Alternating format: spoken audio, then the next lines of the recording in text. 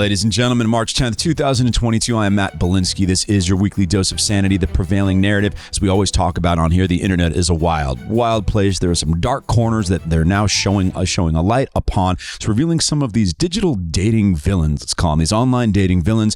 We talked about West Elm Caleb a few weeks ago. Things seem to have quieted down around him, but he has been replaced with the Tinder Swindler. So there's a pretty popular documentary on Netflix kind of regaling the tales of a gentleman named Shimon Hayut, aka Simon Lviv, who would meet women on Tinder, pose as a wealthy jet-setting mogul or the son of a wealthy jet-setting diamond icon, woo the women with gifts, trips, and the prospects of emotional rescue and love, and only to con the women out of millions of dollars. And it turns out he was perpetuating a bit of a Ponzi scheme where he'd be whining and dining one of the women with the money that he conned from the last woman. And it's a pretty wild story. It tells you a lot about human nature and about human relations. And a little bit later in this episode, I am going to be discussing the topic with an expert on human relations, a gentleman named Chris Voss. He's the former lead international kidnapping negotiator for the Federal Bureau of Investigation, founder of the Black Swan Group, and author of a book called Never Split the Difference, Negotiating as if Your Life Depended on It. So nobody's been in more tense situations where you have to read people. You have to understand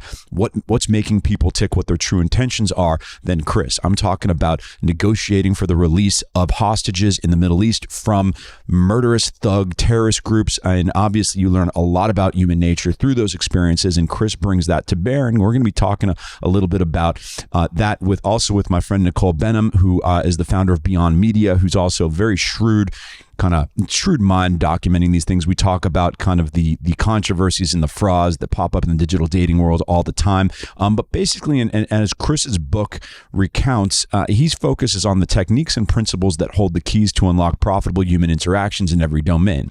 And for better or for worse, the techniques and principles that can unlock profitable human interactions can also unlock risky human interactions, right? The people that have these skills and these techniques down, they can use them for good or they can use them for evil. In the case of the Tinder Swindler, obviously he used them for some unsavory objectives, and we're going to get into how do you spot a fraud? How do you spot a liar? How do you deal with a liar? And how do we kind of take self-inventory to understand what our own vulnerabilities may be in being duped by somebody like the Tinder Swindler? And it always kind of harkens me back to an early experience I had in my professional career. That is why I've been able to have a better radar for these things, because I experienced it kind of young, and luckily there were no negative impacts from this. But I had a client, will remain nameless, someone had referred him to me, and I never met him face to face. We'd only communicate but via phone and digitally, and he kept on finding himself in trouble with various landlords and jumping from renting home to home.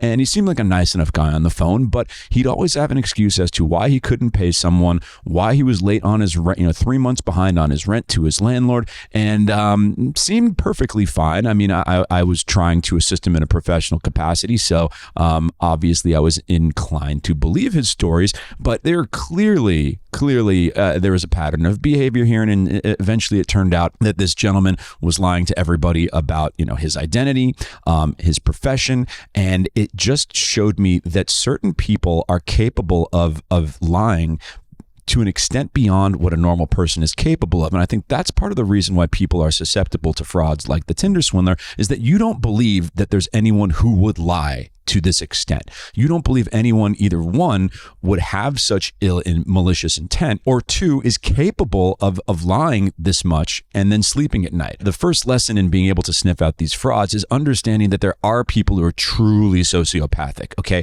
They will believe their own lies. They will, some way, somehow, they tell themselves before they go to sleep each night that whatever this fantasy of their excuses, or why they haven't been able to fulfill their obligations, or why they told this person that they were going to pay him 6 months ago and they're still waiting for payment, why that's okay, and why there's some excuse, and why they're really being oppressed by somebody actually trying to collect on the money that this person owes them. And so understanding that the more elaborate someone's story is, the more that you have to come up with explanations for why this person's behavior is not fraudulent, that's usually a pretty good tip off that this person is giving them the runaround. So Chris, Nicole, and I are going to get into this in far more detail. And we're going to be able to lean on all the principles that Chris discussed in his book, which is obviously geared towards negotiating, but all the skills and tactics that are useful to one in a negotiation, whether it be a business or personal context, also, are very translatable to understanding how to spot a fraud, particularly in the digital dating world or in just the digital world in general, because we're experiencing so many people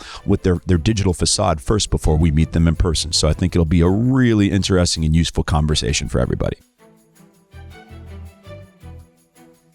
Okay, so also this week, the 10-year anniversary of Kony 2012. Everybody remember Kony, the first instance of hashtag activism, slacktivism, and what Susie Weiss in a fascinating piece this week referred to as the legacy of the internet's first moral panic. And these moral panics around these social media causes or these faux social justice causes, they keep on popping up. And, Susie's thesis was that we've never escaped Kony, that Kony was the first it tipped us off to what we were going to see continually in the social media era of some moral panic around a supposed moral wrong that if we just build enough awareness around, we'll somehow solve it. And if we want to feel like good people, we can participate in it by speaking up on social media and somehow contributing to the implementation of justice. So if people don't quite remember Kony, it was a viral video that was released on YouTube that just did incredible numbers, 103 million views within about a week. And it was about some Ugandan warlord named Kony who was committing atrocities all over the place, recruiting child soldiers,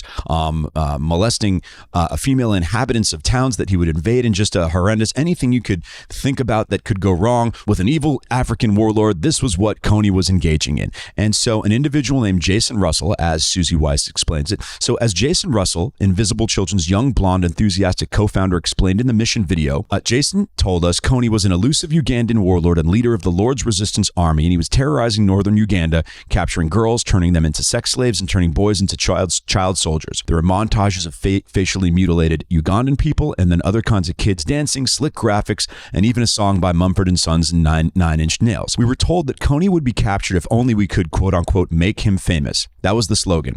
The logo was a donkey and an elephant and an olive branch, which is actually reminiscent of the Obama campaign. And that's something that I think people forget, is that the artwork around Kony was essentially a replica of the Obama artwork. And as she says, it fits snugly with another one of the campaign's mottos, one thing we can all agree on. The whole drive was meant to culminate in an event called Cover the Night on April 20th, 2012, when all of the teen activists would stay out past curfew, blanketing our towns with posters of Kony, so when the grown-ups woke up in the morning, they would have no choice but to just go and get him already. So here's what's kind of happening. The idea that, once again, identifying an injustice, creating a social media campaign to kind of foment a posting and sharing around this topic that make people feel that they're participating in some really righteous social movement simply by posting on social media, and that by creating enough awareness, say his name, make him famous, it will somehow solve the problem. But much like with many of these campaigns that are based around these illusions and sloganeering, it all ended up being bullshit. Apparently, by the time the Kony video came out, the Lord's Resistance Army and Kony hadn't even been active in Uganda since 2006. They hadn't launched a large-scale attack anywhere since 2010. Apparently, Obama had already made an attempt to capture Kony, which failed. And the whole idea that this was an active African warlord actively committing these atrocities, and this is something that was definable enough, a problem definable enough to go and solve, was a complete illusion. Even beyond that, about 10 days later, Jason Russell, the founder of this organization and the producer of this video, went insane and was caught on video in San Diego naked, attacking and vandalizing cars. He had a mental breakdown and was involuntarily put in a mental institution for about 3 months. So also is something that becomes quite a consistent pattern of these things. It ended up being an embarrassing failure and embarrassing everybody who decided to participate in it. So getting people's hopes up that they're participating in a righteous social justice cause only for it to be an embarrassing failure and an illusion. And of course, the normal celebrity participation. Angelina Jolie got involved. Justin Bieber posted on it. Bono said that Jason Russell deserved an Oscar, and Oprah threw in a $2 million donation through her foundation. And so it's really interesting because Kony was such an embarrassing failure. It turned out that the founder, was a complete nutcase, and this was all some fabricated attempt just to kind of a marketing campaign playing on people's emotions. And you'd think that, okay, well, that would kind of signal to society, we shouldn't do this anymore. We shouldn't participate in these kind of fabricated social media marketing campaign causes around these moral panics, that there's some great outrage or injustice that we need to go solve using our phone as a tool. But the exact opposite thing happened. This became a hallmark of society, and we've just been perpetuating these moral panics and these faux social justice online causes and this hashtag activism ever since. It's incessant. And you can look at something like Me Too and say that, whether or not Me Too might have gone a little too far, that there was a lot, that there was meat on the bone there, that this was identifying an actual injustice and that there were tangible results from it. But let's look at the scorecard. Let's look at the track record of hashtag activisms and faux social justice moral outrage campaigns on the internet. And let's be honest, more of them ended up like Kony 2012 than like Me Too. And I think it's very telling because it really reveals where society's moral compass is at and where society's moral center is, and also, where people are putting their attention, right? Because if people continue to just repetitively fall for these marketing campaigns that end up being somewhat misrepresentative and don't actually accomplish anything, that it shows that people are putting a lot of time, attention, and effort and resources into things that do not move the ball forward, into things that do not perpetuate or improve society. And why is that? And I think Susie Weiss, she made an interesting point. Everyone forgets, right? We were only about 4 or 5 years into the smartphone era when Kony happened. iPhone released 2007. I think, we really didn't pick up kind of full-blown adoption of smartphones right around in 2011, 12. And you kind of see that with the advent of Instagram and photo sharing apps. So, we finally have this tool in our pocket that can provide us, communication with anyone and any piece of information known to man at the snap of our fingers. And Kony 2012 and all these hashtag activism campaigns, they give people the impression that they have a tool that they can use to feel better about themselves, to improve their moral standing in the world, and to really make a difference by participating in these campaigns. There's a guy named Chris Voss, I believe is how his name is pronounced, I found on Twitter, and he had a lot of interesting thoughts on Kony. He kind of broke down, so, okay, what was really going on here? What does this say about society and signaling why we've become a society of hashtag activist campaigns going forward? So some of his thoughts. The central conceit of Kony 2012 repeated over and over: if enough people know who Kony is, his reign would end. The reason it imploded so fast, though, was pretty soon it became clear that enough people did know who he was and that awareness failed. So I think if someone told you, hey, if we just make enough people aware of cancer, that we will cure cancer, you obviously would tell them that that's absolutely ridiculous. But with some of these other campaigns, we believe that this is actually how things work, that awareness in and of itself, or at least awareness as the first step towards some other indefinable or vague goal towards in furtherance of solving a problem. It feels like it's giving us a false sense of how easy it is to solve society's problems, right? Let's say Kony was actually still active in Uganda at the time. Was there really a chance that we were going to go, send a militia or some special forces to go shut him down, and that this social media campaign was going to create the conditions to do so, while our government and the hundreds and hundreds of billions of dollars we're spending towards foreign affairs, the military and military intelligence, that money was just all sitting dormant, and then some of it was going to start to be put towards solving this Kony problem if only we made it a big enough deal on social media? Apparently some people thought so, or at least subconsciously. Beiser goes on: the ideological hyperstition vortex of awareness drives a viral adoption curve. Belief itself is given quasi-magical powers, becomes an end in its own right. Belief itself is given quasi-magical powers. I think that's a very interesting way to put it. He puts this as a millenarian missionary movement. It feels like that's also a good description here. It feels like these are all missionary movements. Like, hey, if you want to kind of pay your dues to society and contribute in a moral manner, because you're not contributing on a day-to-day basis in your own life, participate in these hashtag activist campaigns, and that will get you the karma deposits that you need. And so I guess I kind of see this as moral replacement, is that participation in these campaigns, one, they're based on kind of the shallow investigation that social media really indulges too much. Nobody does the research, right? We see this viral video regarding Kony 2012, and nobody investigates whether or not it's actually true. They tug on people's heartstrings. It's got very vivid imagery. We think, oh, there's no way a person like Jason Russell is pulling one over on us. This must be some righteous campaign. This must actually be going on. We don't actually look to see, wait a second, is this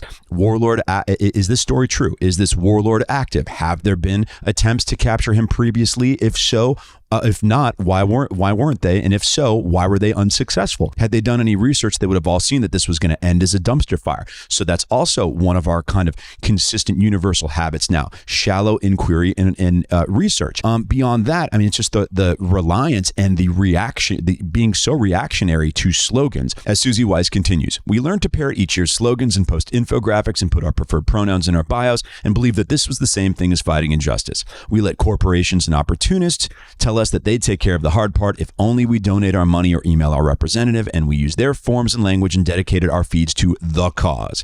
So I think that is very telling as to this being a replacement for true morality, that people don't feel great about what they're contributing to the world from a personal and professional standpoint in their day-to-day lives. So they figure, okay, participation in these causes or in these social media movements, that will fill the void. That will put the points on the board that I don't otherwise score in the rest of my life. But at the end of the day, it's simply not true. This is all really just traditional marketing campaigns using the same advertising tricks, persuasion tricks that advertising and marketing firms have been using forever, except to play on people's emotions to participate in what would be otherwise be very serious issues. And this is really just an unserious way to approach serious issues, as we'll get to in a second, regarding what is being called, again, very falsely, just like Kony was very false, the Florida Don't Say Gay bill. Yet this is a problem. We need a return to seriousness. Unless we're looking at these online moral panics and hashtag activism campaigns with an initially skeptical eye, we will continue to slide into unserious attempts to solve serious problems. God, it is so fitting that this is the 10-year anniversary of Kony, because we have almost a perfect analog this week with another hashtag activist faux moral outrage campaign based on a false pretense. This time it is the Florida quote-unquote Don't Say Gay bill. Okay, so the background here is there is a House Bill 1557 termed the Parental Rights and Education Bill that was passed by the Florida House of Representatives a few weeks back. Now went this week to the Florida Senate, where it was just approved. Will go to the governor's desk for final approval. Okay, so what's going on around that? All the Google results around this story refer to the bill as the Don't Say Gay bill. Okay, so that's the slogan that they've chosen for this one. And what is the supposed injustice or outrage? Instead of Ugandan warlords, now we have apparently a bill that prevents you from saying gay in public schools in Florida, in public and in school curriculums, and is silencing and erasing the homosexual community via doing so. As I said, there's hundreds upon hundreds of stories written about this topic, all referring to it as the Don't Say Gay bill. So then you look at it and, okay, well, obviously the state legislature is not going to term the bill Don't Say Gay. So, okay, who decided that that's what we were going to call the bill? Obviously, they're opponents to this legislation, and they have decided to label it successfully in this case as Don't Say Gay. All right, so let's look at it. Does it actually do this? Does it prevent anyone from saying gay in any circumstance whatsoever? Now let's look at the legislation's language. Classroom instruction by school personnel or third parties on sexual orientation or gender identity may not occur in kindergarten through third grade or in a manner that is not age appropriate or developmentally appropriate. So let's read that again. May not occur in kindergarten through grade 3. Okay, so pretty much what this is doing is preventing school curriculum from involving sexual orientation or gender identity for kids up to the age of about 7 or 8. Well, looks like this one was complete and utter bullshit as well. And this is obviously to play on people's emotions because they want to believe that there is this evil attempt to erase gay people from the public school curriculums or shroud or require gay teenagers or gay students to silence themselves and prevent them from expressing their sexual orientation or gender identity. And of course, it turns out that is not at all what is happening, and it's simply not allowing curriculum or teaching materials on these topics for kids up till about age 7 or 8. But the reaction is obviously completely devoid and completely detached from those realities, and everybody and the usual suspects, both people who have no desire to actually look at the text of the legislation or investigate any further, want to participate in this righteous cause and engage in these ridiculous social media hysterics and theatrics to be part to try to solve the problem. If we can build awareness, if I say gay, and I've gone and saved the homosexual youth community in the state of Florida. Luke Skywalker, of all people, got Mark Hamill, the actor who played Luke Skywalker, tweets out gay, gay, gay, gay, gay 69 times and a rainbow emoji on his Twitter profile the other day. Man, I mean, we're seeing Kony 2012 all over again. People it all just goes to a dumpster fire based on false pretenses and people engaging in these ridiculous hysterics, all to be part of some cause that turns out to be phony. I mean, this is as a reporter who responded to Hamill named John Nicosia said, the Don't Say Gay bill, in quotes, might be the largest real-time fake news spread by the majority of the mainstream media in history. I won't go quite that far, but clearly this is a falsification of what's going on in the bill. So then when you identify that this is not actually what the bill says, how do people react? Well, then they pretty much gaslight. They've deflect and say, well, the problem isn't what was actually in the bill. The problem is what the bill implies, right? So a Florida state representative, Carlos Smith, he put it that this bill goes way beyond the text of its page. It sends a terrible message to our youth that there is something so wrong, so inappropriate, so dangerous about LGBTQ people, we have to censor them from classroom instruction.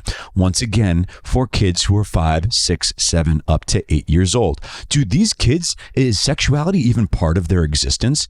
I mean, why? What is this insistence that we need to talk about sexual orientation or identity with kids who haven't even hit puberty yet? How is this the most important civil rights issue of our time, right? Or at least that people want to misframe it as such. And that because Carlos Smith and these people cannot defend, because they realize that they've been revealed to have misrepresented the bill itself, they have to come up with some other excuse. So because they know that their argument as to the actual bill is incorrect, they have to say, oh, well, the bill goes beyond the text of the page, that if you say that we shouldn't be talking about homosexuality with 7-year-olds, then it signals to 17-year-old homosexuals that there's something wrong with them. I'm sorry, that's just not, that's such a broken way to look at this topic and the world in general. We have to acknowledge that like maybe sexuality is not particularly appropriate for various kids in various stages of development, and also that someone's sexuality or gender identity is not the defining characteristic of that person in general. That just because you're not talking about someone's sexual orientation does not mean that you're not talking about them, because people are more than just their census category. They're more than just their identity group. And you know something? I get a lot of direct DMs from gay people and gay followers of mine that are not on board with this stuff. They acknowledge that their lifestyle is a deviation from heteronormativity, and that doesn't, in acknowledging that, doesn't necessarily mean that people are being critical of them. They understand that there's a biological foundation to procreation, and that, you know, I had a gentleman, a gay follower of mine, message me in response to this topic today and say, like, listen, me and my husband, we had a surrogate, and we have 2 daughters, and we have a loving, wonderful family, and that's fantastic. But I can explain to my child that this is why you have that you were not born to a mother and you have 2 fathers, okay? And just because it's appropriate and makes sense for me to be able to explain that to my kid doesn't necessarily mean that it should be taught to everybody else's kid through a public school curriculum in 2nd freaking grade. And it's a really bad sign that so many people realize that very sensible approach that I just described, that's the right approach, but feel uncomfortable saying it, because once again, these are just intimidation campaigns under the guise of social justice. These moral panics that we're doing the right thing, and if we participate in this, then we're bending the arc of the universe towards justice. But it's all bullshit. But then you look, and once again, it's the responsiveness. It's that people don't feel good enough, whether people or corporations don't feel good enough about how they're conducting themselves on a day-to-day basis, that when they see one of these campaigns, or they see the pressure, they see that, hey, there's a wrong, there's an injustice and a wrong to be righted, and here's an opportunity for me to participate in that, or that they are concerned or suspect that they'll be subject to criticism for not participating in it, that they have to get vocal about it. And that tips over into the corporate world, because look at this. Disney CEO Bob Chapek says he called Governor DeSantis this morning and conveyed his disappointment, quote unquote, regarding the Don't Say Gay bill. He and Disney execs will meet with the governor. He adds that Disney is signing a statement opposing such legislation across the U.S. Then Chapek goes on to say, I understand our original approach, no matter how well intended, didn't quite get the job done. Look at what's actually happening here. The most prominent kids entertainment brand, youth entertainment brand on earth, feels pressure from people to go and oppose legislation and express their disappointment at a bill that says that we shouldn't be discussing someone's gender or a sexual orientation or gender identity with kids who are 5 through 8 years old. Okay, look at how broken this is a lost society, right? When you have powerful organizations that are supposed to be there to entertain, to provide loving, charming, and inspiring content and amusing content to children, beloved content, now feel that it's their moral imperative to make sure that we discuss that we are able to talk about any types of alternative sexuality or gender orientation or people who have gender dysphoria to little children, regardless of their developmental stage. That this is not something for the home, for parents, that this is something that needs to be run through all public institutions. And why is this? Do you think Bob Chapek and the shareholders and the board over at Disney really think that this is the issue and the fulcrum on which the morality of society turns? No, it's because of the most vicious, the most ignorant people who misrepresent the nature of the bill and will just dismiss once it's revealed, their ignorance is revealed, will just move on to another excuse and another criticism. Because they are the loudest and most vicious on the internet, they get to trigger and they get to catalyze action by corporate actors because these corporations are still so overly reactive to any criticism on the internet whatsoever. What do you think was going to happen to Disney if they just didn't comment on this? If they just moved the hell on, right? Nothing was going to happen to them. In 2 weeks, everyone's going to move on from this topic. You'll get a couple stragglers and it's going to be out of the news cycle. But these corporations, they cannot help themselves. They can't resist it. When anything hits a news cycle and they are subject to any type of palpable criticism whatsoever, they think they have to react. They just don't get it. Just shut up. Wait. Everybody loses attention and moves on to something in a week and a half. Of all the topics for them to get involved in and take a stand on, a gentleman named Kyler Schitteler mentioned on Twitter, if Disney's corporate leadership thinks it has a fiduciary interest in teaching sex to pre-K to third graders, maybe a more intensive investigation of their business practices is in order. Like, this is kind of devious. This is kind of degenerate. It's like, no, I'm sorry. I don't want Disney chiming in on teenage and youth sexuality. Disney has no place commenting on whether or not there are certain young boys and girls who have a mental dissociative disorder where they believe that they were born in the wrong body and want to be the other gender. No, Disney has no place commenting on that topic whatsoever. Yet, because we live in the age of Kony, all stretching back to that incident and how hashtag activism became a thing, and we're trying to all build, we kind of believe that everything is a function of awareness. These corporations now think that they need to get involved in these types of subjects and topics. So I don't know. I want to go support the companies that don't get involved, that focus on their fiduciary interests, or also focus on true injustices that are relevant to their business. I'm sorry. Making sure that we teach second graders about gender identity and sexual orientation is not the great civil rights battle of our time. And if you think it is, you're really being dishonest. And it seems like you're searching for something. You're searching for, you don't really have enough good to feel about in your own life that you feel like you have to snatch for kind of moral, you have to snatch for tokens of salvation through these types of campaigns, and you got to step off this stuff.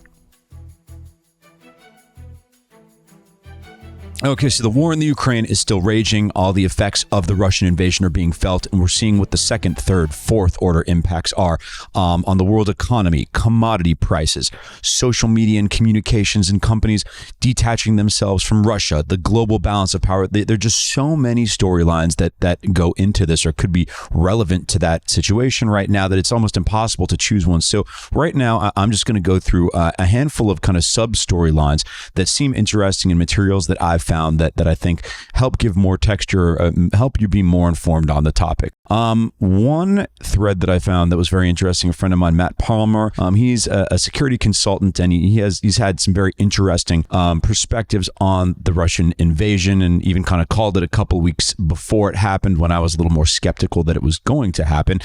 So here's from Matt, some notes on the war in Eastern Europe and its rapidly propagating consequences. It is incredibly important to recognize that the belligerents in this shitfight have been part of the same polity for over 1,000 years, less the last 30, right? So the Ukraine, Russia and the Ukraine have kind of been under the same, they have a lot of ethnic crossover and been under the same sovereign blanket for most of modern times, right? The last 30 years have been the exception to that rule. And that is something that is core to understanding why this conflict is taking place, is that there is depending on who you talk to, a valid or what invalid but palpable over whether these two nations should be separate countries, whether it be separate sovereigns or whatnot.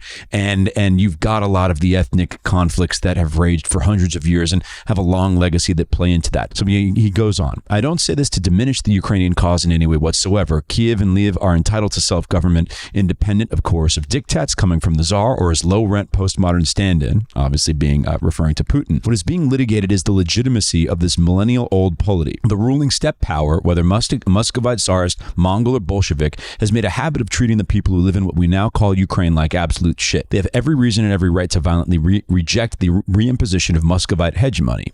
So this is nothing new. Once again, the people who live in the kind of western regions where Asia and Eurasia, where Europe and Eurasia attach to each other, have always been under threat of conquest from the Russian or Muscovite steppes, right? Whether more to the north with the Russian peoples, or to the south with the Mongols, right? So, and once again, thinking about this only in terms of the post-Cold War order, where we drew these somewhat arbitrary lines of nationhood, that's not the right way to be thinking about these things. And you can't see this conflict other than through its historical perspective. Speaking about historical perspective, a very interesting exchange happened in Congress this week between Senator Marco Rubio and Undersecretary of State of Political Affairs Victoria Nuland. Who is Victoria Nuland? She has quite a resume in public service. United States Ambassador to NATO under George W. Bush, spokesperson for the United States Department of State under Barack Obama, succeeded by Jen Psaki of all people, Assistant Secretary of State for European and Eurasian Affairs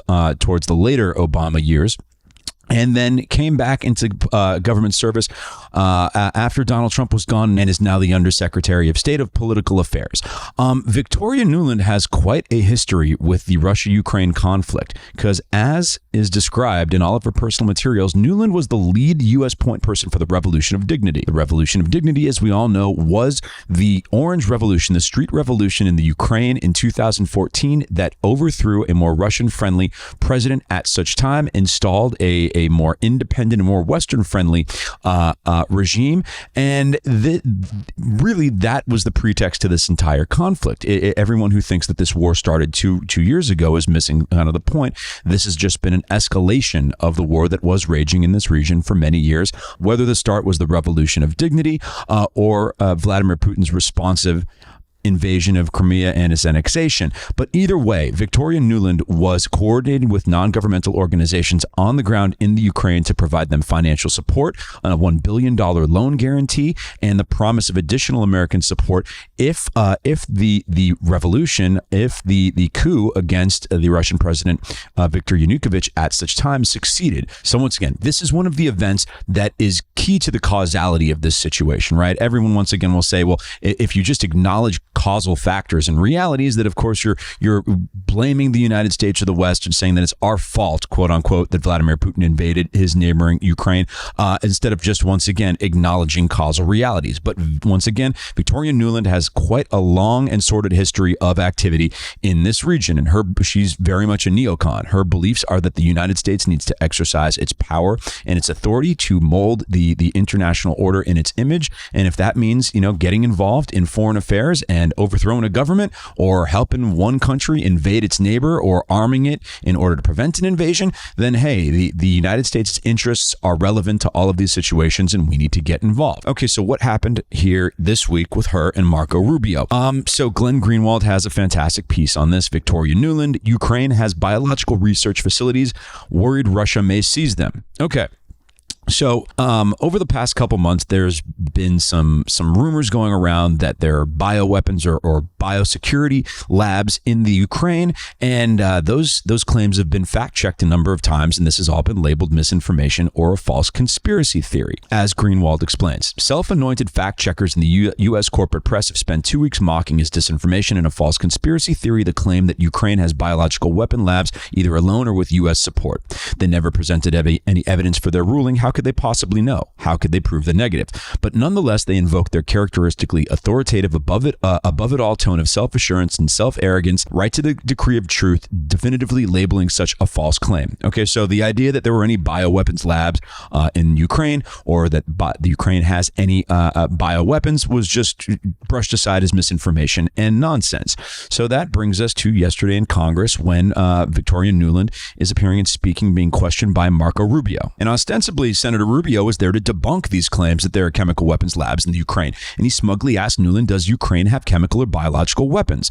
And let's go to Greenwald. Rubio undoubtedly expected a flat denial by Nuland, thus providing further proof that such speculation is dastardly fake news emanating from the Kremlin, the CCP, or QAnon. Instead, Nuland did something completely uncharacteristic for her, for neocons, and for senior U.S. foreign policy officials. For some reason, she told a version of the truth. Her answer visibly stunned Rubio, who, as soon as he realized the damage she was doing to the U.S. messaging campaign by telling the truth, interrupted her and demanded that she instead affirm that if a biological attack were to occur, everyone should be 100% sure that it was Russia who did it. Okay, so what was her answer? Rubio asked this question. The question is, does the Ukraine possess chemical or biological weapons? Nuland does not deny it at all. She goes, Ukraine has biological research facilities.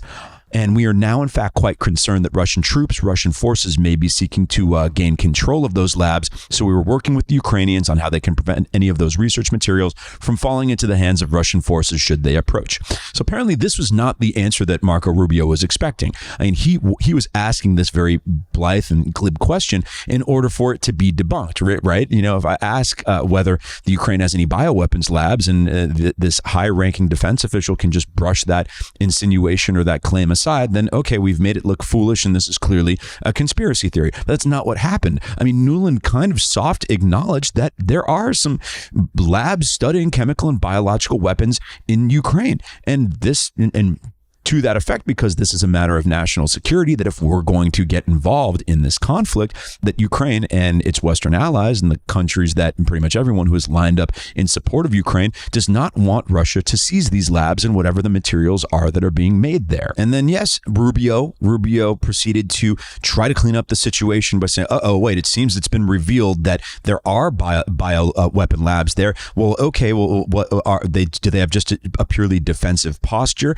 And then he asks this kind of vague, meaningless question about, well, if there's a biological attack, it clearly was done by the Russians, and Nuland, answers in the affirmative. But what does that really tell us? Like, it seems like this gives reason or predicate for further inquiry, right? What are these labs? What's being made there? What's being studied there? And who's supporting them? Because there's a lot of claims going on that the U.S. does have a number of these labs around the world and is supporting them. China has gotten to the fray in these claims. As Greenwald goes, the Chinese Foreign Ministry this month claimed that the U.S. has 336 labs in 30 countries under its control, including 26 in Ukraine alone. Once again, I have no dog in this hunt. I don't want to blame the United States. I don't want to believe that the United States is the bad actor or is being dishonest. But there's a claim that the United States is supporting the study of biological weapons abroad in certain hot-button countries, and Victoria Nuland seems to have acknowledged that those claims are true, right? Okay, so now it seems like we need to investigate this further. Like, more needs to be revealed about what's going on at those labs. So I don't know. We'll see if this topic just disappears into the ether, or if there is further inquiry, or if the Russians go ahead and there's evidence or documentary footage revealed of them capturing such a lab. But it was very interesting. And I think if you want to understand more about the situation, some of it's just such a loaded word to use the term fault. But to the extent that we should not be surprised that Vladimir Putin took Western provocation in involving itself in affairs in its neighboring country as some sort of provocation. The role of Victoria Nuland and people of her ilk and other State Department employees, that's something to look into. And I think she's an unfortunate character who unfortunately is very critical to this scenario. Okay, so what's the military situation on the ground as it stands right now? Last week, I interviewed Samo Boria, who's an expert on these topics, who described how everybody was probably jumping to too many conclusions and being a little too reactive to just the first few days of the war, and understanding that while the Russian forces probably did not perform as well as had been anticipated and encountered a number of logistical challenges, and the Ukrainian resistance was stiffer, that this only told so much because the Russian forces and just war in general takes longer to play out. That, given the asymmetrical or the lopsided standing of military force and the Russian military's heavy reliance on heavy artillery as opposed to air power, it was just inevitable that this conflict was going to drag out a little bit longer. As he put it, these wars move at the speed of tanks, not tweets. Okay, so a week later, where do we stand? So obviously, it's incredibly difficult to find to verify information on this, but a couple people that I found who do seem pretty credible on the topic. One individual is Bill Rogio. He's a senior fellow at the Foundation for Defense of Democracies. He summarized what he sees as the situation on the ground right now, and he believes that things are starting to look not so great for the Ukrainian military. They have held up and fought bravely and admirably, but from what he's seen, the strategic situation for Ukrainian force in Kiev and the east is not good. There hasn't been a lot of movement by the Russians overall. However, it appears that the Russians are consolidating their positions, preparing and positioning, and moving with the goal of encirclement in several key regions. Russian forces are moving to cut off the far eastern areas close to the Donbas region, both northeast of Mariupol and east of Izium. There are also credible reports the Russians are seeking to march on the city of Dnipro on the Dnieper River, and if the Russians can take this region, then the eastern half of Ukraine would be cut. It seems that just the inevitable that the totality and the weight of Russian forces just wearing down the Ukrainians, and although they've inflicted far more damage on the Russians than anticipated, just eventually this weight, it's like a 7-game series amongst the first seed and the 8th seed in the NBA playoffs. Eventually, while the number 1 seed has more firepower, more manpower, they might have trouble over the first couple games, but across a longer sample size of a 7-game series, eventually the stronger team wins out, and that seems to be what's happening here. Okay, so what is that? What is the diplomatic situation? There have been negotiations going on between the parties. Appears that Israeli Prime Minister Naftali Bennett has been trying to intervene here, and he was meeting with Putin this week, and that the proposal put forth was deemed difficult but not impossible, and it's worse than what Zelensky would have gotten before the invasion, but the gaps between the sides are not great. So what are the specifics here? This piece in the Jerusalem Post mentions Zelensky can fortify Ukraine's independence, but will have to pay a heavy price. Assumptions are that he will be forced to give up the contested Donbas region, officially recognize the pro-Russian dissidents in the Ukraine, pledge that Ukraine will not join NATO, shrink his army, and declare neutrality. If he declines the proposal, the outcome may be terrible. Perhaps tens of thousands of Ukrainians will die, and there's a high probability that this country will completely lose its independence. So it looks like Putin's going to achieve a number of his objectives just as at a heavier cost than he was anticipating. And this once again speaks to simple strategic realities, that the military imbalance between the two countries was just too great. And given Putin's will, given his willingness to shoulder those costs and bear them, which, given Russian history, they've always been willing to bear significant costs in war, it was just inevitable that this conflict was going to turn out this way. Who knows? There could be a miraculous defeat of the Russian army. There could be there have been no shortage of rumors of low morale and these logistical problems that we've mentioned. Who knows? There could be a brave last stand and a turnaround by the Ukraine, but it is looking like we are fast approaching some sort of diplomatic solution over the next week or so, based on just the inevitable military reality that the Russian forces are encircling key regions of the Ukraine, and the Ukrainian forces can only hold on for so much longer. Okay, so what other key issues are popping up right now related to this situation? Obviously, gas. I am sure if you're in the United States right now, you have seen increasing gas prices, and they are eye-popping, crazy, and out of control. According to Gas Buddy data, the average price of diesel in the U.S. has reached $5 per gallon this week. That is the highest level ever recorded.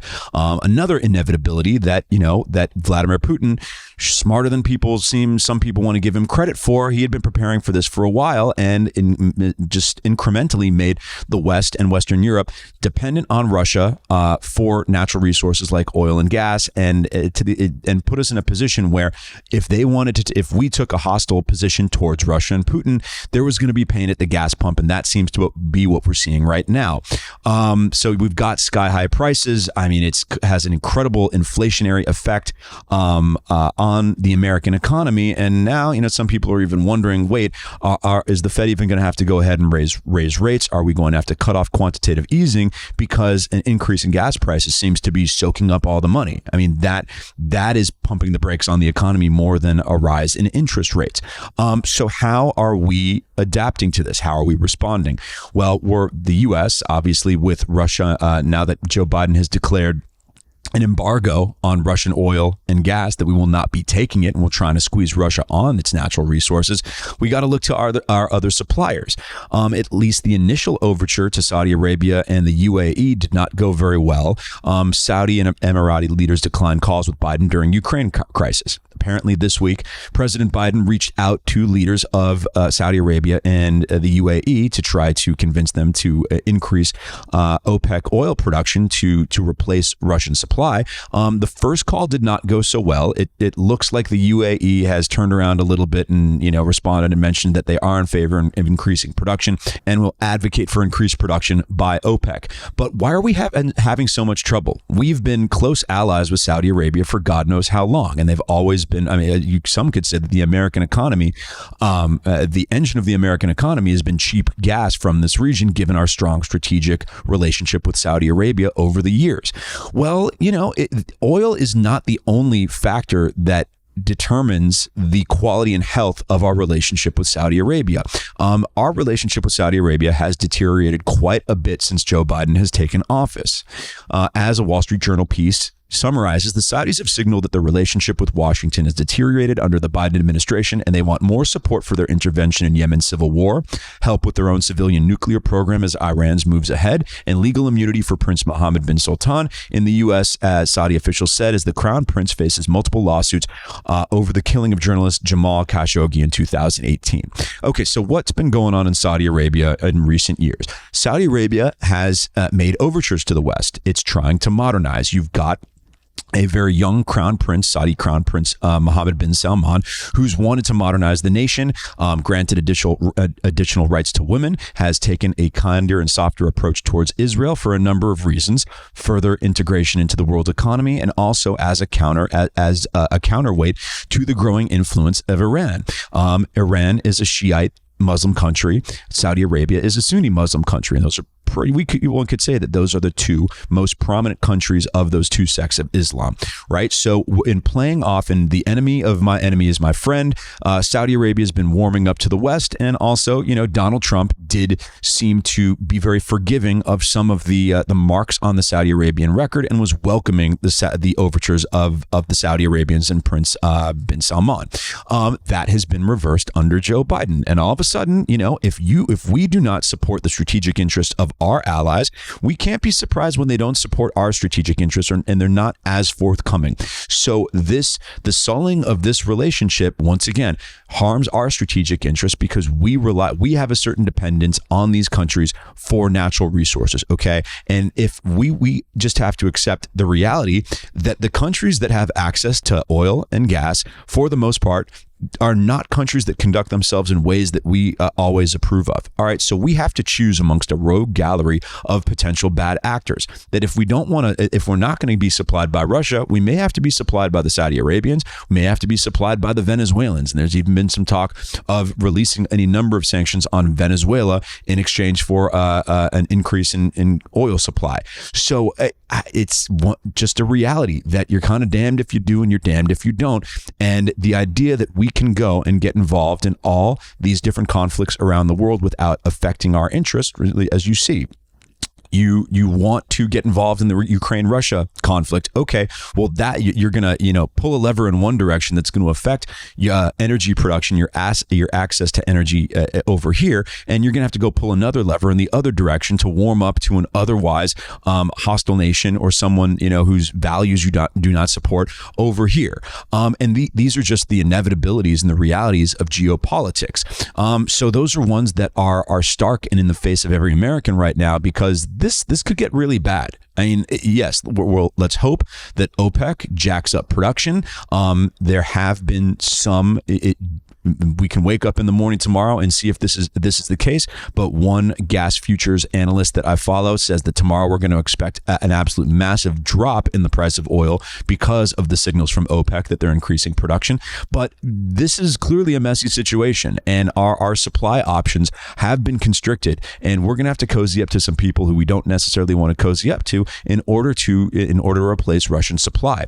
So this could get messy for the American economy. Even a 30-cent, 50-cent dollar across the board rise in oil prices for a sustained period of time is going to squeeze a lot of people. And while a lot of politicians can make these lofty overtures and appeals to Americans' sense of duty and responsibility, and that it shouldn't be a sacrifice for us to drive less or have to deal with higher gas and oil prices in order to stand on principle with the fine people of the Ukraine, I don't think a lot of American people are going to feel that way. Okay, and that is another reason why we need to question what truly are our interests. While we would like to be able to enforce justice and righteousness all across the globe, that the attempt at those things aren't necessarily in our control, and they also have responses in second and third and fourth order impacts that might not be so pleasant. So we really have to have a more judicious and sensible consideration of these interests. And if we thought we could avoid these issues and these topics and staring these questions right in the face before, well, I think we all know we cannot avoid the questions any longer. So who knows, by next week, we could see a ceasefire and a diplomatic resolution. Things could implode, get even messier, and the country could fall into chaos. Or who knows, the Russian army, the rumors of their impending collapse from some corners of the internet and national security could turn out to be correct. Incredibly interesting times, needless to say. So that is my summary of as many interesting, newsworthy angles on the Russia-Ukraine conflict as I could fit in here, folks. Coming up, once again, we have Chris Voss, former head FBI kidnap negotiator, and my good friend and founder of Beyond Media, Nicole Behnam. We will be talking about the Tinder Swindler, get into some culture, and how you can protect yourself from being defrauded or being the victim of one of these characters like the Tinder Swindler or God knows who. So it should be a really interesting discussion. Please stick around for it, and this is the Prevailing Narrative. So, noted romantic philosopher Chris Rock once said, on a first date, you're not meeting someone, you're meeting their representative. That idea has taken on disturbingly heightened meaning in the era of dating apps, with the internet facilitating reach and increasing the opportunities for deception. This issue has been top of mind recently with the release and popularity of the Netflix documentary The Tinder Swindler, telling the story of Shimon Hayut, aka Simon Leviev, who would meet women on the dating app Tinder, posing as a wealthy jet-setting diamond mogul, woo them with gifts, trips, and emotional rescue, only to con the women out of millions of dollars. Here to discuss the topic today, we have Chris Voss, former lead international kidnap negotiator for the Federal Bureau of Investigation, founder of the Black Swan Group, and author of Never Split the Difference, Negotiating as If Your Life Depended on It. Also, we have my good friend Nicole Behnam, founder of the discussion platform Beyond Media, Web3 advisor and interviewer, and always a shrewd observer of these dynamics. Chris, Nicole, thank you so much for joining us. It's fun to be here. Fantastic. So, Chris, obviously you've developed so many incredible insights about human nature and interaction through your experiences, given the most intense kidnapping and hostage negotiation situations. And these are the types of things that kind of play into the social dynamics that we see going on in the digital sphere and the digital dating sphere. And in your book, you kind of describe what you're doing as discussing the techniques and principles that hold the keys to unlock profitable human interactions in every domain. And those principles can obviously be very profitable and used for good and for evil. And, one in particular that seems to be prevalent with the Tinder Swindler, and one that you discuss quite a bit in your book, is a principle called mirroring. The way it's described as a basic but profound biological principle. We fear what's different and are drawn to what's similar, in that using mirroring, and it could be mimicking vocal tonation, body language, speech patterns, vocabulary, or just showing common interest, is a way to build rapport, build trust, and essentially win someone over. Maybe you could get into a little bit of mirroring, and kind of what's underlying that principle, how it's used, and how sometimes, those who wish to do us wrong, those fraudsters like the Tinder Swindler, might use that, as one of the tools in their toolkit. Yeah, well, it's really about getting the other person to open up, and there are a variety of ways to try to get people to open up. And similarities, if you're like me, what some people might refer to as common ground is one way. And, con man, Tinder Swindler, anybody that's doing that stuff, they don't care about what works in a majority of people. They're just looking for people to have the vulnerabilities to that. So, they just keep fishing till they find a fish that likes that bait, so to speak, and that's how they hit on it. And they know that most people don't, but they're enough that do, that they just keep fishing till they hit it. And what would you say if a person is thinking about and trying to be self-analytical of their own vulnerabilities of being one of those people who might be susceptible or might have blind spots? Well, and Nicole and I were talking about this a little bit earlier, so I know she's got some stuff, some enlightening thoughts to share on it. No doubt. But as far as, trust your instinct, trust your intuition. People, they might get overridden by the con, so to speak, or, this is somebody like this, very assertive in trying to overcome your obstacles and your resistance by preying on your weaknesses. But your initial intuition, if something is wrong, you should be willing to listen to that. And that's kind of what you were telling me earlier, wasn't it, Nicole? Yeah. I remember, multiple times, because, Chris is a mentor to me. So if I'm in situations where I felt weird, I have contacted him. And I remember multiple times when I couldn't tell if I was nervous or excited, he'd be like, well, you should listen to that, because it's so easy to confuse the two. Like, is this person making me like anxious, nervous, or am I super excited to see him? But if you really listen to yourself, like, you have the answer. And Chris, you always talk about how, women have really good intuition and how important it is to sharpen that. And it's true. There's nothing better than listening to yourself when it comes to these types, because they're so charismatic and they're so charming and they're so, it's easy to fall for if you don't know, what the telltale signs are. And so, Nicole, obviously, I'm sure you've never encountered or you've very early on sniffed out anyone who might be as malicious as the Tinder Swindler. But Chris Rock's admonition that you're meeting somebody's representative, I imagine that is rang true in the digital dating world in your experiences. I don't know what, I imagine that's something that is pretty prevalent when you're meeting people, at least initially online. That they send out their representatives, meaning like a completely different version of who they are? Essentially. Yeah, I think it's probably easier to do that on a dating app. The other thing with dating apps is, like, in the case of the Tinder Swindler, he had all these photos with private jets and nice clothes, and it looked like he was living a really fancy lifestyle. And, women, I don't speak for every single woman, but women generally look for men who are providers and men, who look like they're at least mildly successful, and he was showing that he's very successful just with images. So with that alone, and he wasn't bad looking either, a majority of women are already going to swipe right just seeing that. So that's And something after the initial impression, though, obviously, to get to the point at which that he kind of pulled these women to, where they're giving up their life savings in order to supposedly rescue him from dire circumstances.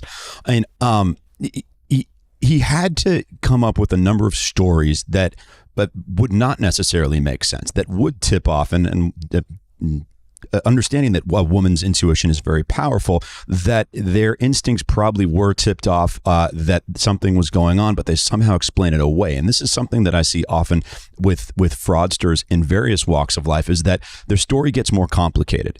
And you have to layer on more and more excuses for why it makes sense.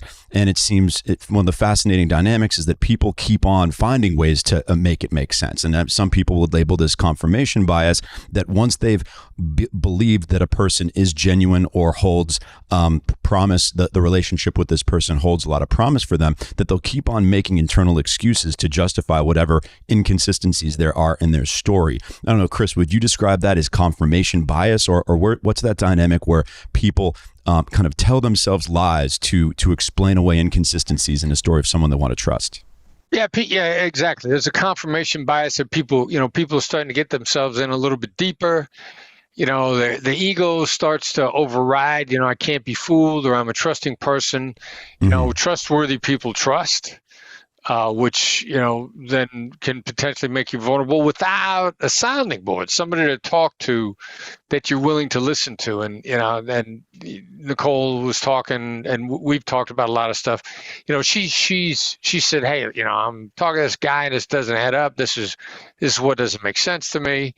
And I'll say, okay, yeah, that doesn't make sense. But if you want to navigate it with your eyes open. Don't kid yourself as to what you're looking at. So in many cases, a trusted sounding board will help a lot of people navigate these kind of issues, because you can get caught up in your own ego, looking for the best in other people, which a con man preys on. Mm-hmm. They're looking for that weakness and that vulnerability. And if you don't have somebody to talk it out with, then you begin to ignore your intuition that something's wrong, and they're taking advantage of an aspect of your nature that they figure that can override what your gut instinct is telling you. No doubt. Or you start thinking that you're crazy. But the other thing I wanted to bring up about why...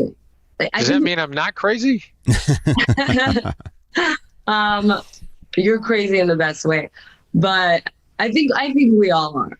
But I think the thing that really stands out here to me, especially when you're talking about, people lying to themselves, I think in many cases I've seen, whether you're a man or a woman, if you like someone enough, you'll start lying to yourself. You'll make excuses for their behavior, and that's when it gets dangerous. So I think the Tinder Swindler took people to that point.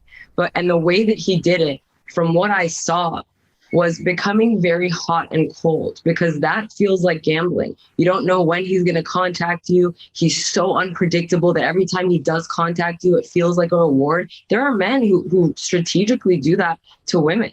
I've had friends who told me they do that as like a game strategy. So that's something that I saw him doing. And then also the fact that he was always away. When people are in long distance relationships, and that's what that was, it makes you miss the other person. You start fantasizing about them. And he knew that. And that's when he would hit that. Like, the girl is sitting there thinking, this may be the love of my life. Oh my God, he's in danger. Of course I'm going to wire money to him. This could be my husband. That's what's happening. Do you think that there's any element of shame in that certain people get into a situation where, once again, instincts are tipped off that something's wrong, but they don't go to a sounding board because of the shame that if they do go to the sounding board and it turns out that the sounding board gives them the input they don't want to hear, that they feel ashamed that they were even led on to this point? Yeah, I think that's true. But also, I think that whoever is in that situation, sorry to take this in a different direction, but needs to choose better friends. I have no problem calling, Chris and telling him, this is how I feel. I feel attracted to this man who's potentially dangerous, mm-hmm. because I don't think he would judge me for feeling that way. Like, human beings have normal emotions. I think it's normal even to feel attracted to a guy who may be a con artist. He's using tactics that are historically they work. So mm-hmm. I think that's a matter of, overcoming shame by choosing the right friends. That's no doubt. Another one of these tactics and principles that once again could be used for good and for evil is reciprocity. And this is something that is some a little difficult to frame within the notion of hot and cold, because the idea is that he wined and dined these women. He gave them really aggressive gifts right off the bat, and that kind of endeared them. And it turns out that they were gifts purchased with the money that he had swindled from the last victim of the crime, and kind of perpetuates this kind of Ponzi scheme. But how powerful is that principle of reciprocity, that once someone engages in an act of generosity in your favor, that you're then endeared to participate in one for them, even if it's one that you don't necessarily feel great about? It's an interesting question too, because basically when we teach the Black Swan method, and we've got enough data to back this up from our own experience, basically three types of people in the world when it comes to interaction, conflict, etc. Fight, flight, make friends. And the descendants from the caveman days that we descended from, they saw a saber-toothed tiger on a jungle path. They fought it. They ran from it. They made friends with it. Person who couldn't make up their mind, the caveman couldn't make up their mind. They got eaten, and they don't have any ancestors. So one of the three types, the make friends type, is extremely vulnerable to reciprocity. Now, the other two, the assertive and the analytical type, the assertive, for lack of a better poster child, Donald Trump. Donald Trump, the assertive negotiator. I'm a natural born assertive. I get something, I figure I should have had it all along. So therefore, I don't. My natural type is to not recognize reciprocity a whole lot. If you're a love interest and you wine and dine me, I'm going to say, I deserve that all along. I'm not going to feel any guilt. The analytical type, they're wary of reciprocity. It's real hard to get them to take anything because they're gonna be worried about triggering reciprocity. Somebody pointed out to me in a Big Bang Theory, an episode I didn't see. Somebody gave Sheldon, the real smart dude, a gift, and as soon as they handed it to him, he dropped it. He said, "That's not a gift. That's an obligation." He didn't want to have anything to do with it. Now, but the accommodating, the make friends, the total relationship oriented type, they're very vulnerable to reciprocity. And that's what I was saying before. The con man, it's not that these things work on most people. 2 out of 3 people, reciprocity is a no-go. But 1 in 3, it's very powerful. So you just start looking for that fish, and you're going to hook them. Yeah. It seems another one of the kind of preternatural skills that these people have is to be able to sniff out the vulnerable parties, and right. It's something. Luckily, I early on in my career and just kind of being around here in the city of Los Angeles, where you're always swimming with the sharks. Luckily, came early on with the stakes low, and with me not in the crosshairs, came across some of these people who are just able to lie beyond what a normal person has the capacity to do, and you don't imagine that people like this could actually exist, and if they did, how they sleep at night. But they somehow sell themselves on whatever the lies are, and they continue to perpetuate it. I mean, Nicole, I imagine, both in the kind of relationship wise and professionally, I mean, you've experienced people like this in your ventures around the Los Angeles business and romantic community. Yes. So yeah, not just romantically, but work wise. I mean, I do recall there was something professionally that happened where someone was, lying profusely. And I took it to Chris. I may have discussed it with you. And Chris said to me, I don't know if you should completely rule this guy out, because I want you to sort of observe the way that they operate. You don't need to get too close. Don't emotionally get in bed with this person, but he's like, I want you to see what people are capable of so that you have the intuition to identify it later on. But when you were talking, Chris, about the analytical personality type, it made me think about when girls date guys who they later identify as narcissists, they sort of become obsessive. I don't know if you guys have seen, a woman who has gone through a bad relationship. All of a sudden, she's like worried that every other guy is a narcissist, just like her ex. So when that happens, they start looking for telltale signs. One of them is love bombing. And what falls under that category is the lavish spending, the excessive gifts, the early, professing your love. So to types like that, especially the ones who have already been through it, this is so easily identifiable. The only danger there is when you start thinking that everything's a con. So, these girls that got swindled, I think probably are on the lookout constantly. And maybe now they have a wall up that they can't really put down, because every nice act that comes their way, every gift that comes their way, they're like, is he trying to manipulate me? So there's that danger too. Yeah, no, absolutely. And so and this kind of falls a little more squarely within under the umbrella of negotiation, where a lot of these cons do eventually turn into, once the mark is tipped off that something's wrong, that they've departed with certain funds and are now at the point where they're supposed to get it back, but they're having a tough time getting it back. There seems to be this kind of pattern that always plays out, where the con man promises the money is going to be returned by a certain day, or at a certain place, or through a certain mechanism, sends a check or it even establishes a meetup place, but then somehow either a check bounces or the meetup goes awry, and yet they're able to continue to draw the person along, still believing that they're some way somehow going to get their money back. It feels like a kind of a strategy that would be considered incrementalism, or something with the carrot on a stick. I don't know, Chris, how do you see that dynamic where they continue to make it to keep the return of the funds just barely out of reach? Yeah, well, it's a great game. I mean, it's a hustle. It's a way any hustler, any con artist keeps going, and it's hard to extricate for any human being. It's hard to extricate yourself from that dynamic. Mm-hmm. Cutting your losses. It's a business problem. Sunk costs. I can't walk away from this deal. I've wasted too much money on it already. Mm-hmm. These are tough decisions to make, and then being embarrassed by having made the mistake.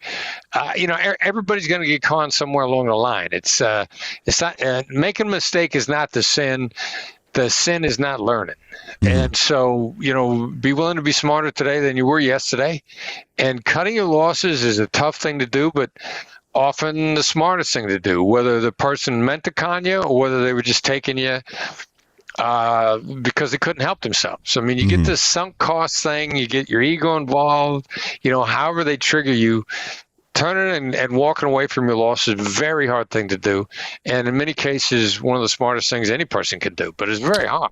And so, what do you think is that internal angst that prevents someone that they don't want to believe that they were conned, that they still have some hope in kind of the long tail of confirmation bias, that okay, not everything that I initially believed was wrong, and I'm going to look for any elements that kind of confirm my initial impressions? Yeah, it's mostly being unwilling to just accept the loss and move on. You lost this much money. You think you could get it back. I mean, it's a hard thing to do. Mm-hmm. Whether it's this kind of a con, again, a liar or someone whose behavior is just really bad. Mm-hmm. When you sunk things into the relationship, emotions, money, time, each one of these has a multiplying effect, which is very hard to walk away from. But actually, everybody should sort of practice it in small stakes, so that you just don't get slaughtered on a big stakes loss. Mm-hmm. Mm-hmm. One other dynamic that seemed to play with the Tinder Swindler was kind of the fulcrum at which the fulcrum of his con was at the point at which he mentioned that he would send the mark pictures of his bodyguard bloody and bleeding, and mentioned that he was in danger, and that he needed access to their credit cards or needed money because his enemies had cut off all his finances and he was in trouble. And that seems to trigger a certain kind of rescue response that's very much inherent with a lot of females, and it would maybe seem that females are uniquely in their desire to be nurturing and protective, and to sort of sometimes rescue men who seem to be in peril, that really played on that. I mean, Nicole, is that how you see it? Yeah, it's definitely how I see it, and that's part of the strategy. That's why he hooks them first, makes them feel like they're actually in a committed relationship.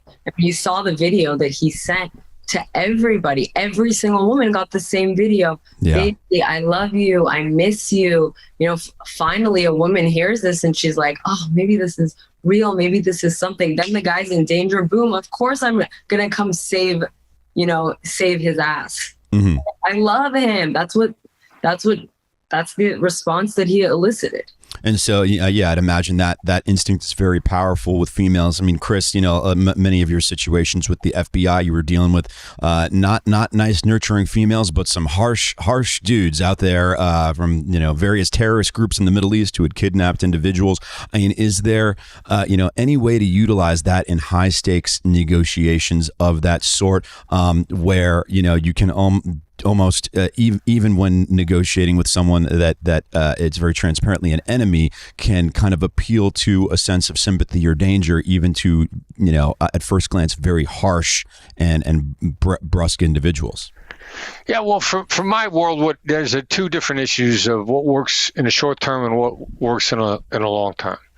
Like as ridiculous as it sounds, every hostage negotiator is going to want to be able to be prepared to meet the adversary on another battlefield and still be able to deal with them out of respect. So there's a very long-term perspective for any smart negotiator, whether it be a hostage negotiator or whether it be in business and personal life.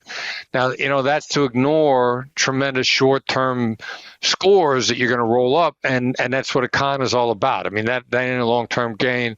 That's rolling up as much as possible. Again, Nicole and I were talking about this earlier. The Ponzi scheme of love, if you will.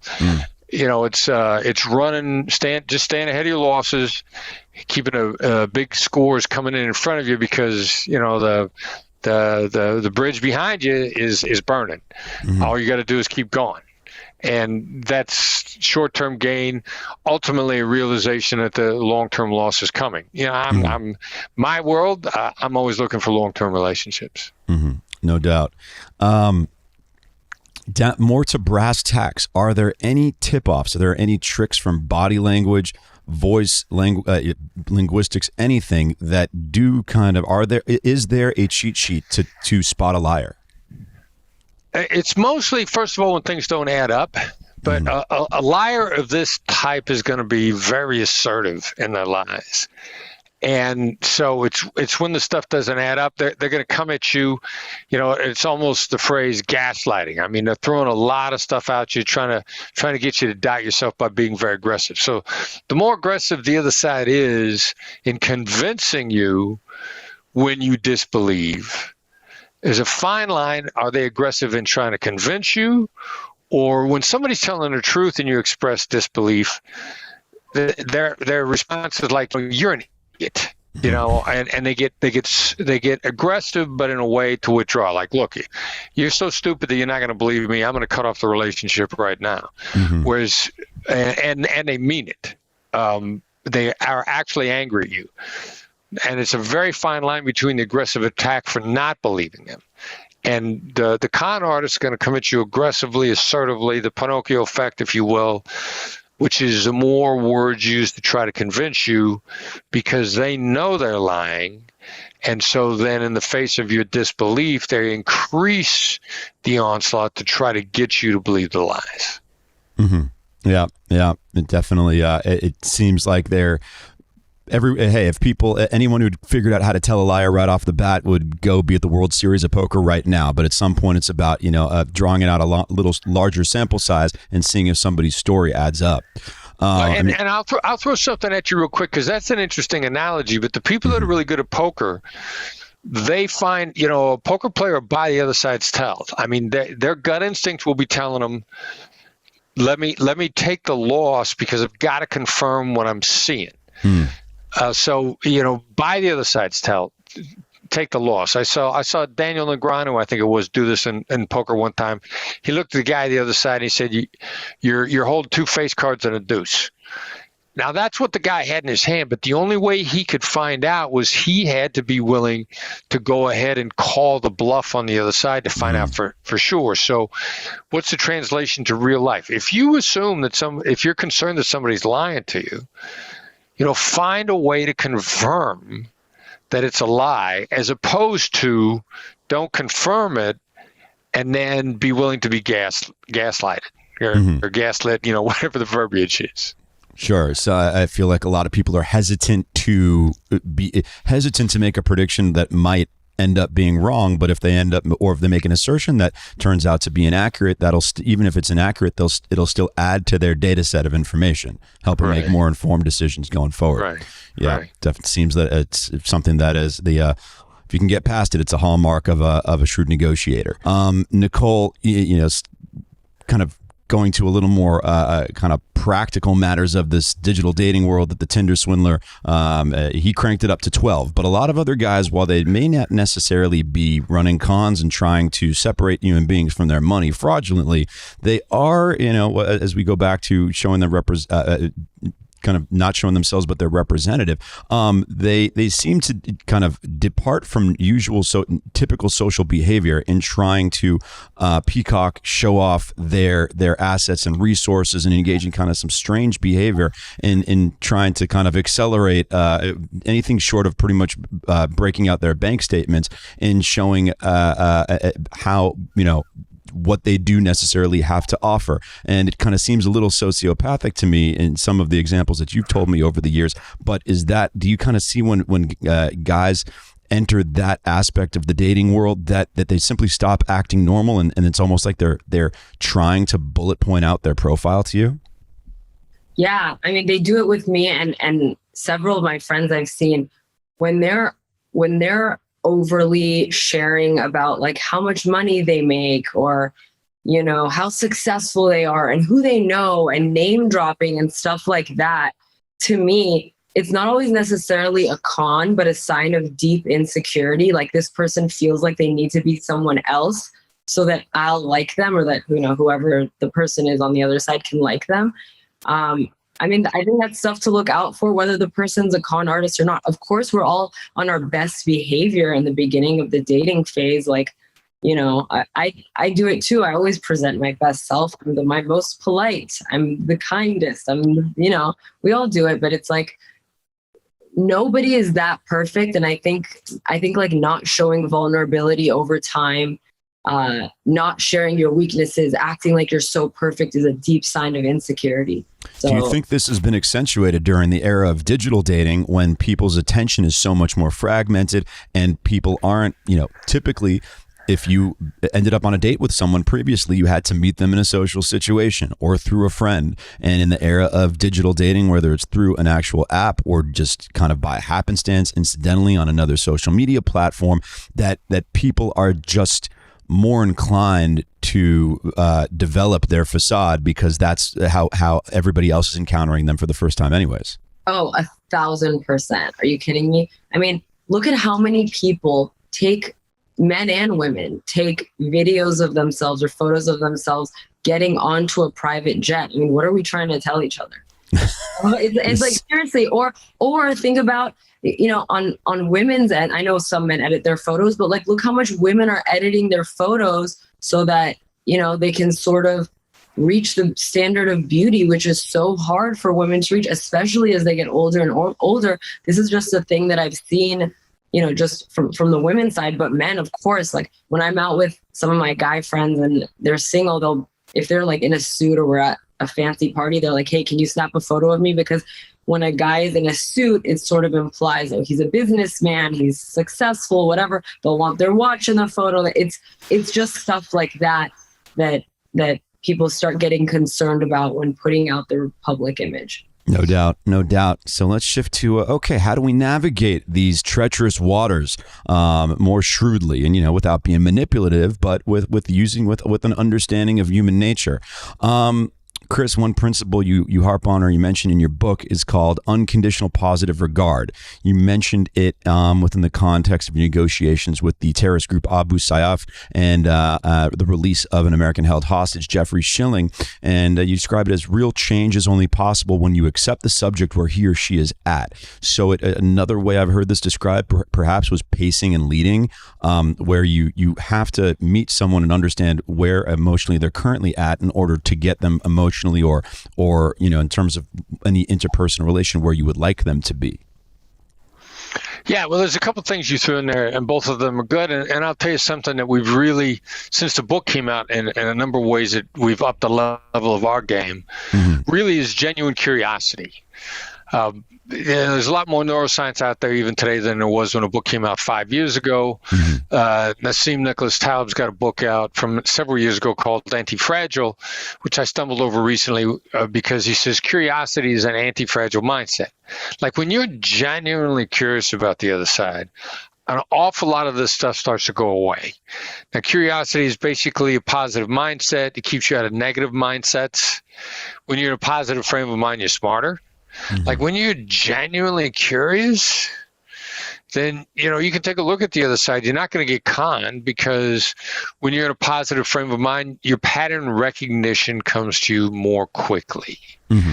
And the self-doubt tends to go away. You can't be curious and be in a negative mindset simultaneously. So just genuine curiosity is one of the hacks to protect yourself, because then you're not emotionally invested and you're seeing things, you're far more likely to see things for the way that they are. So curiosity, just genuine curiosity, is a great approach to nearly any human being. And I imagine that an extension of genuine curiosity, one that you mentioned, is you mentioned the open-ended question, which can be used, very effectively in, what obviously you want that to be an extension of genuine curiosity, but that open-ended questions are useful both in kind of tense, adversarial negotiations, but also in order to optimize your personal relationships. See, I appreciate the way that you studied the book. I mean, of course, you've gotten what a lot of people have a tendency to get out of it. Like if you really dig into the book, like you begin to see the applications for this like everywhere, which is also a great way to practice. Yeah. So yeah, it's you're dead on. Open-ended questions are really good for a whole bunch of reasons. And if you're genuinely curious and you ask open-ended questions, then you pull a lot of information about the other side.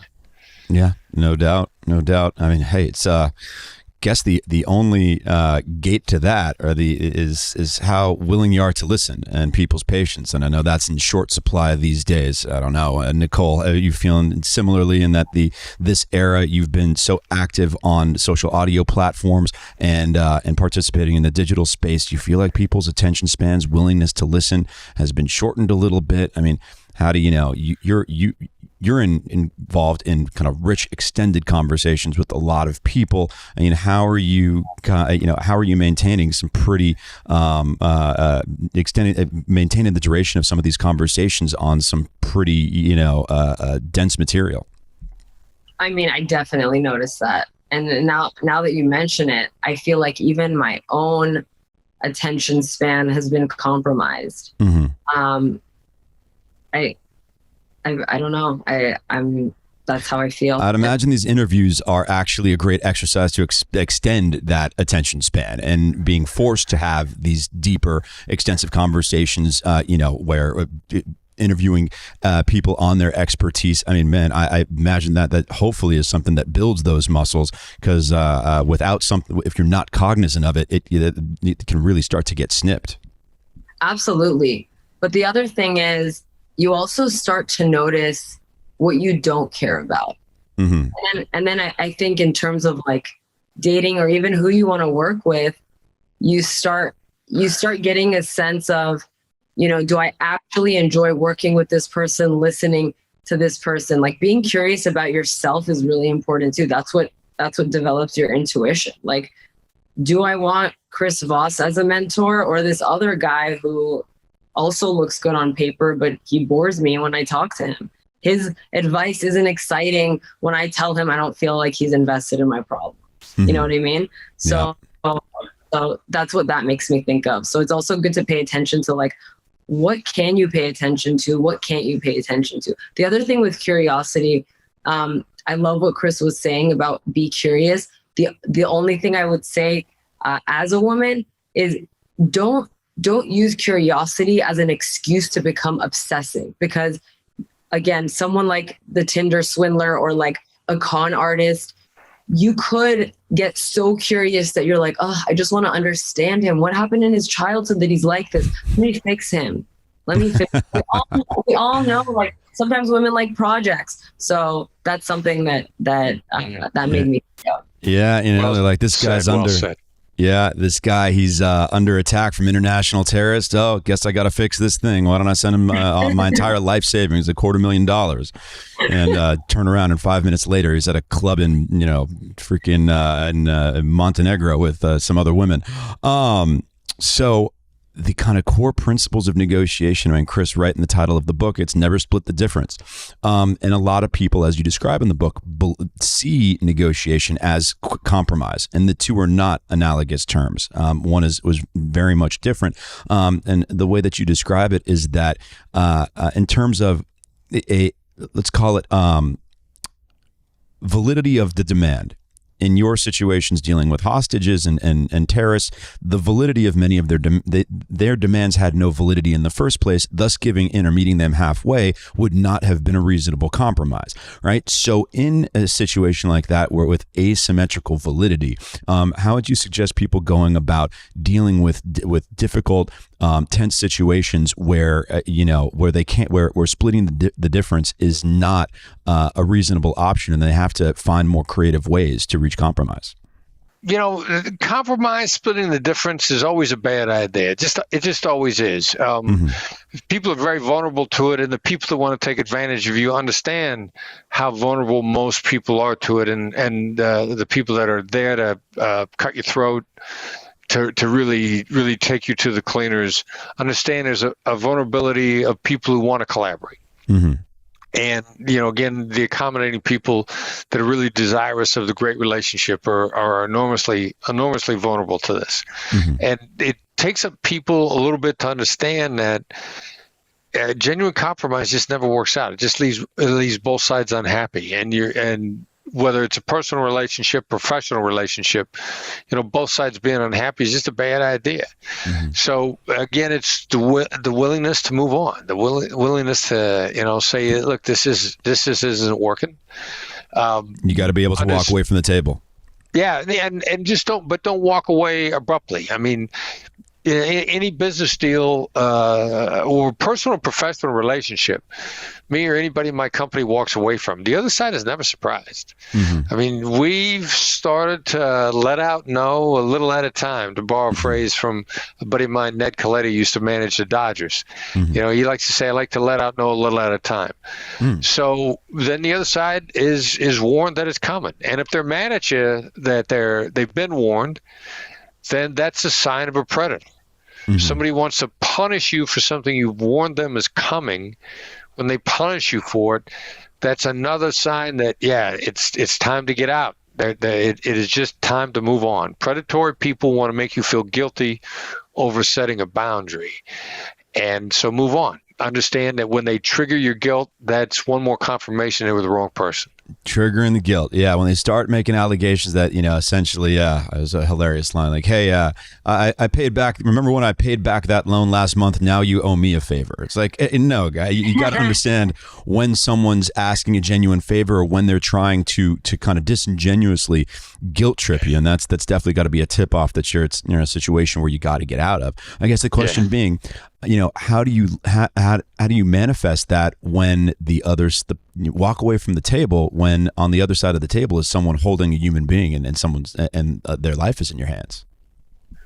Well, in my negotiations, it was we'd put a limit on behavior.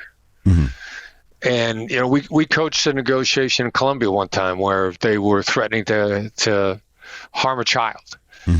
And we coached a mother who was in the negotiation, and she said, let me be clear. I can never deal with anybody that would harm a child. And they stopped because they wanted to continue to deal. So, you know, when you're putting a boundary on that, you know, you put a boundary on their behavior. And if they don't respect the boundary on their behavior, then it's one more sign that you got to get out. Now, in hostage negotiation, making the other, being willing, are we going to walk away from the table, or are we going to give the impression we're ready to walk away from the table? Happy to give the impression. Absolutely. Yeah. You got to understand that even if you're dealing with some tough cookies on the other side, the fact that they're at the table means that they want to negotiate.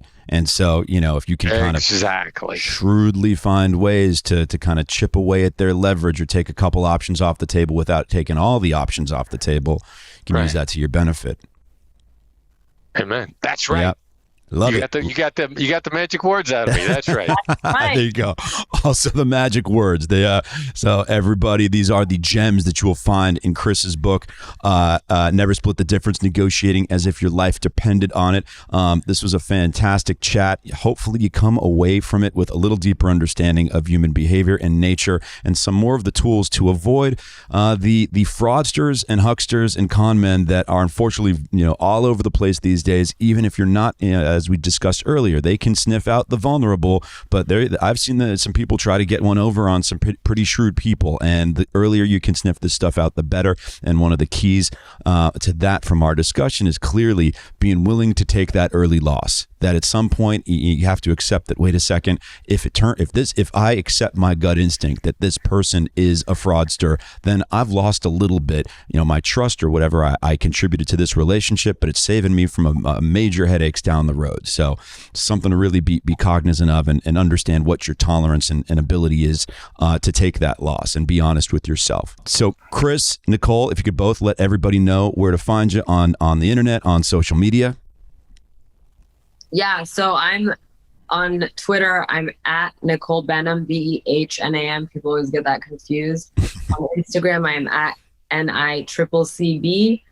And on TikTok, I'm at Ask Nick, and everywhere else, I'm barely active. And what about Beyond? Oh, Beyond the Interview. You can find on Instagram at Beyond the Interview. That is my media platform. Fantastic. And Chris, for you and the Black Swan Group? Yeah, the best place to go, just go to our website, blackswanltd.com. We get tons of free material. We got a lot of stuff to help you get better. And then when you really up the level of your game, we got some really high-speed negotiation training that's available as well. The high-speed negotiation training, stuff we all need these days. Everybody, hope you guys found this conversation fruitful. I know I did. Watch out for those Tinder swindlers. Keep it just to the document. If their only involvement in your life is a Netflix and chill night, consider yourself lucky, but be on the lookout. I am Matt Bilinsky, and this is The Prevailing Narrative. I am Matt Bilinsky. Once again, you can listen and subscribe to The Prevailing Narrative on the iHeartRadio app, Apple Podcasts, or wherever you're listening right now. Make sure to follow me on my socials at Matt Bilinsky, MattBilinsky. The Prevailing Narrative is a Cavalry audio production in association with iHeartRadio. Produced by Brandon Morgan, executive produced by Dana Brunetti and Keegan Rosenberger. For Cavalry Audio, I'm Matt Bilinsky.